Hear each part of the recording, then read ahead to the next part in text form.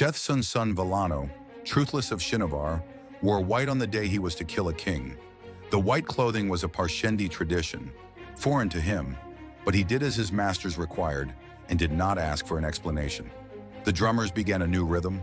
Szeth's masters, dismissed as savages by those in more civilized kingdoms, sat at their own tables. They were men with skin of black, marbled with red.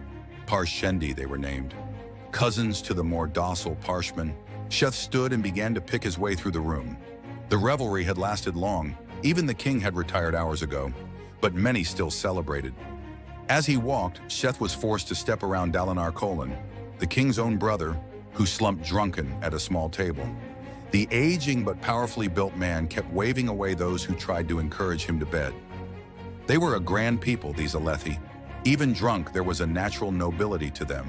Tall and well-made, the men dressed in dark silk coats that buttoned down the sides of the chest and were elaborately embroidered in silver or gold. Each one looked a general on the field. The women were even more splendid. Their pure black hair was pinned up atop their heads, either in intricate weavings of braids or in loose piles. It was often woven with gold ribbons or ornaments, along with gems that glowed with stormlight. Beautiful, profane, but beautiful. Szeth left the feasting chamber behind. He was truthless. He did as his masters demanded. Today, that included wearing white. White clothing for a killer was a tradition among the Parshendi.